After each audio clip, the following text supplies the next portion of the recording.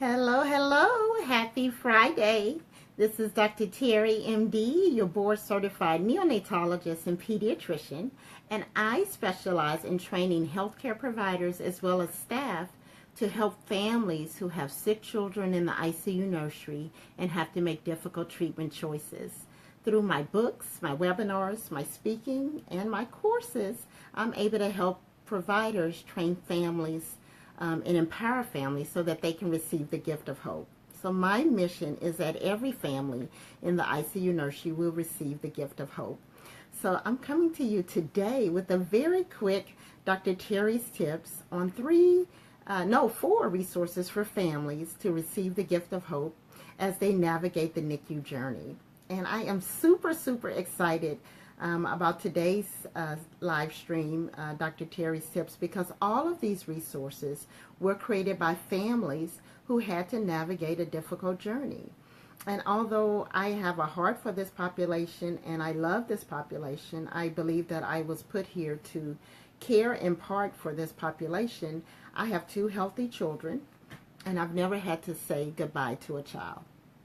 And most of us have never had to say goodbye to a child. So it's a very, very select club, and it's a club that no one chooses to be in. But I'm grateful for those families who, as a result of having been placed in that club, use the legacy of their child, use the legacy of their pain to create something really beautiful for other families who may have to navigate that journey. And certainly, hopefully, inspire other families to have the gift of hope. So the first thing I want to talk about in terms of resources for families who may have a baby that may not survive and who may need resources to help them along that journey is something called the Comfort Cub. This is a teddy bear that also was created by someone who had experienced loss. And this teddy bear is very unique because it is a weighted teddy bear. It actually has weight to it. When you place it on your lap, you can actually feel an indentation. When you hold it in your hand, you actually feel weight there.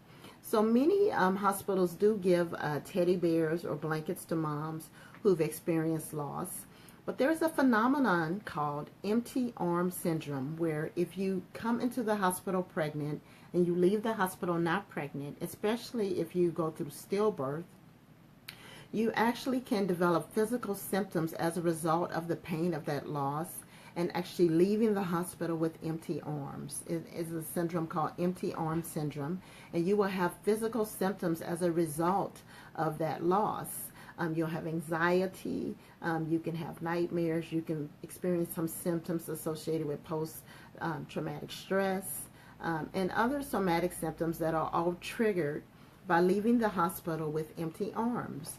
So this bear has actually been studied and shown in clinical data to actually relieve those empty arm syndrome symptoms, and so actually can relieve some of the symptoms that those mothers have as they're leaving the hospital with empty arms. And so it's called the Comfort Cub.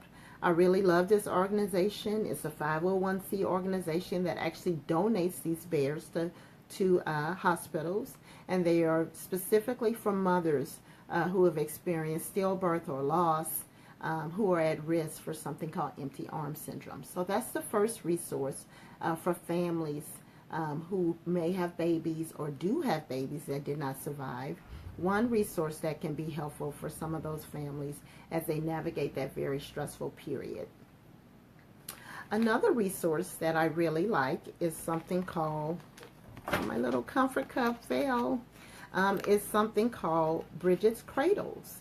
I had the pleasure of meeting Bridget at a palliative care conference, a bereavement conference that was specifically for parents who've experienced loss, as well as providers who work with families who've experienced loss.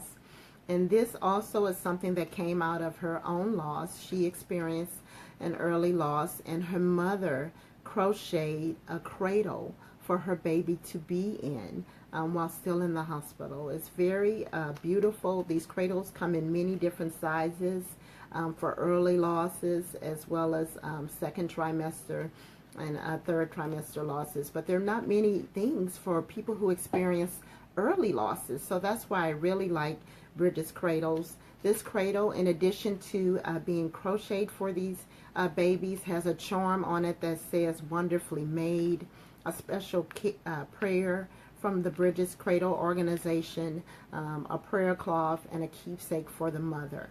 So that's Bridges Cradle. So that's another resource for those who are experiencing early loss. And if your hospital doesn't have Bridges Cradles or the Comfort Cup that I previously mentioned, you might speak with your Department of Women's Services and ask them if you can get those items for the women in your hospital. Thank you for joining. Thank you for joining. I see you out there. Thank you for joining. The next resource is the resource that I have known about almost since the beginning of my training in neonatology and pediatrics. It's something called the Preemie Purple Heart.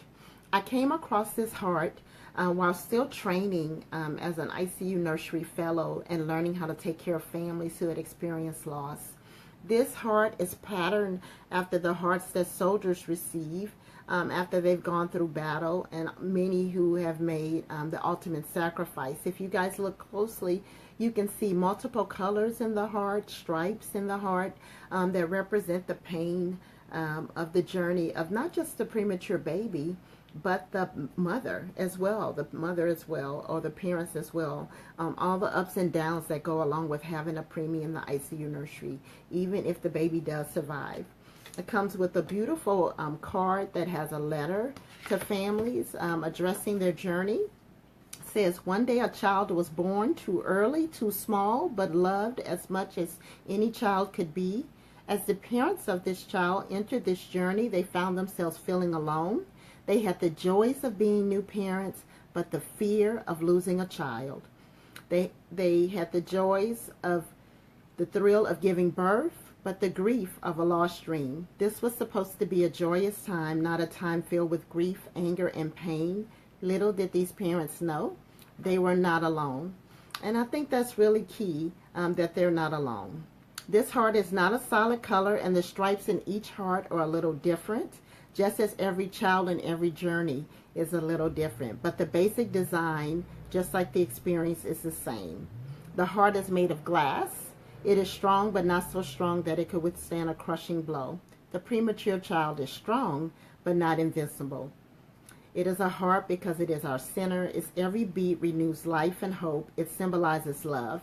At the bottom of the preemie purple heart is a teardrop. It is a symbol of the tears shed during the journey of a premature family, good and bad, joy and sorrow. So I really love this. And again, it's something that was designed by a family, a mother who had gone through loss. And then the last resource I want to mention is one that perhaps many of you are familiar with, is Now I Lay Me Down to Sleep. This is a wonderful, wonderful organization that specializes in bereavement photography. Again, the brainchild of a mother who had experienced loss but wanted photos of her child while her child was still alive. Her child had a heart condition that could not be fixed, but she wanted photos of her child while her child was still alive. And she wanted photos with the siblings as well as some of the other family members. And so this organization is a labor of love. Volunteer photographers all across the United States volunteer their time to do bereavement photography.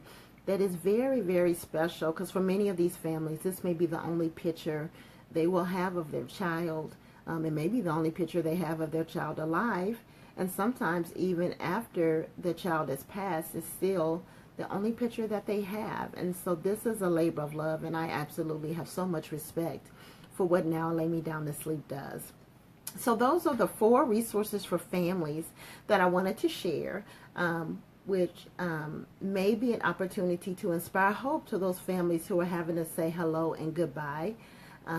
Obviously, some babies have things we're not going to be able to fix, but we still want to make sure that we give the opportunity to the family to honor the life while the life is here, for the time that we have the life in the way that the family would like to honor. So again, just to review, we talked about our Comfort Cup, which is the weighted teddy bear, which has been designed to treat the symptoms of empty arm syndrome that are experienced by many moms who experience stillbirth.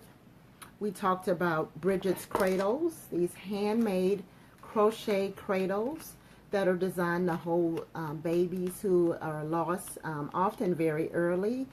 Something that fits the baby perfectly. It has a prayer cloth as well as a special charm for the mother.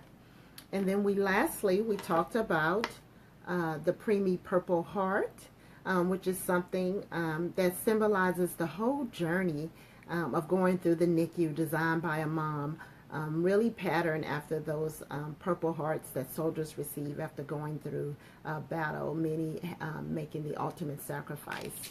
And then Now I Lay Me Down to Sleep, the organization dedicated to bereavement photography with volunteer photographers all across the United States.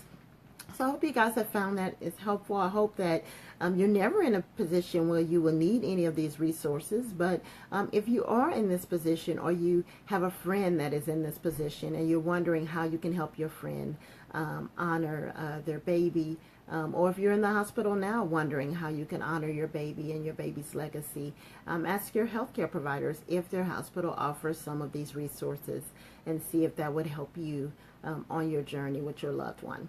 I hope you guys have found that helpful. I'm wishing you guys a fantastic Friday. Thank you for tuning in to Dr. Terri MD, Dr. Terry's Tips this Friday, and I hope you guys have a fantastic weekend. So next week we're going to talk about 3 things not to say to families who may be experiencing loss. I hope you guys have found that helpful. Thank you. Be good, be well, and try to inspire the gift of hope. Be the light. That's what we all should do, is be the light. I'll see you guys next Friday, same time, same bat channel. All right. Thank you. Bye-bye.